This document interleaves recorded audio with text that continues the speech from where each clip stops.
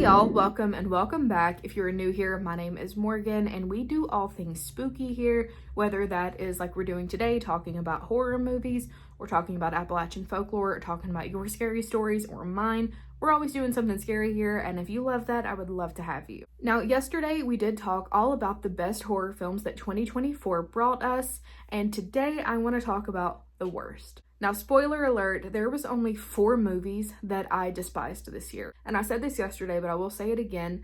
Last year, I either loved it, adored it, or I was like, take it or leave it. Like, it wasn't bad, but like, it wasn't my thing. But these 4 movies, let's get right into it. The first film on this list is Afraid. Now, Afraid follows a brand new high-tech AI system that a family installs in their home to test it out. But this AI system is going rogue.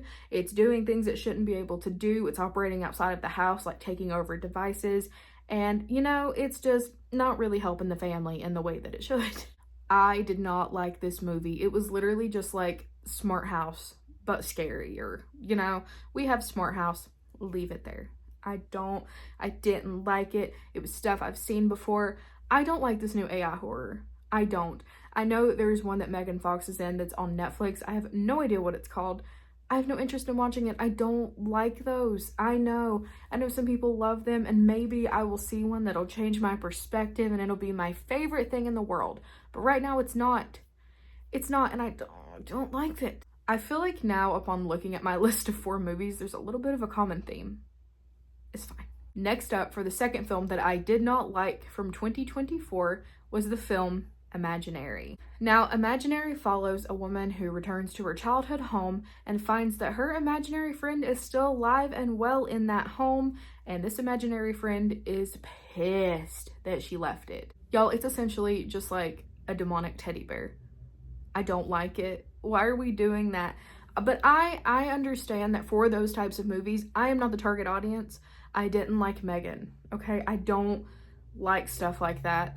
I feel like Annabelle did it best with inanimate objects coming to life, and everything else should be left alone. That's just how I feel. Now, this next film I feel like is going to be controversial. I haven't seen anything negative about it, so this is going to just, no one's going to relate to this. But I did not like the film Never Let Go. I know, I'm sorry. Never Let Go follows a mom and 2 children who live in a house in the middle of the woods. Now, within these walls is supposed to be a blessed, protected house. And if they want to leave the house to go into the woods, they can only go as far as the rope that is tied to the house and around their waist will let them go in the woods. So they are starting to run out of resources. I know what you're thinking, why can't they just walk out of the woods? Well, you see, the mom believes that evil has taken over the world, and so did her parents, and that's why the house was blessed. They've always lived here, and yeah, they don't want to be separated from the house because the second that comes off of their waist, the evil's going to get them and take them and possess them. I didn't like it. I will give it props for being a pretty original concept. I just didn't like it. I didn't like just the whole story, the whole vibe. I didn't like it. Halle Berry was great in it, but I did not like it. Now, the final film that we are going to talk about is the film Night Swim. Night Swim, I think, was the first movie I watched in 2024. I'm pretty sure. But it follows a family who buy this new house that's been on the market. They're so excited. It has a pool in the backyard, like a really nice pool. And the whole family's so excited. But little do they know that this pool really likes dragging people under and not letting them back up to never be found again. I feel like it's a cool concept. I don't like the way the story turned. I don't like the way it was executed. I just feel like things could have been done differently, and it ended up not being my cup of tea. But those are the 4 films that I just really did not like this year. Like I said, there are some that are just meh. The first Omen was meh for me. I know we're not in a meh video, but it was, and people love that movie. My husband is obsessed with that movie. I didn't like it. I don't know why. Like, I'm not discrediting the fact that, like, it's a good movie. Like, I understand that it is. It just wasn't the best for me. I also don't like the Omen films, though, so. There's another one that was just meh, and that was The Exorcism with Russell Crowe, where it follows, like, him. He's an actor. He plays a priest, and then, the role ends up, like, being cursed in a way and he gets possessed. It's kind of reminiscent to what they say happened on the set of The Exorcist, which I thought was cool because some whack stuff did happen on that set and a lot of people ended up passing away that worked on that movie. So I did like the concept.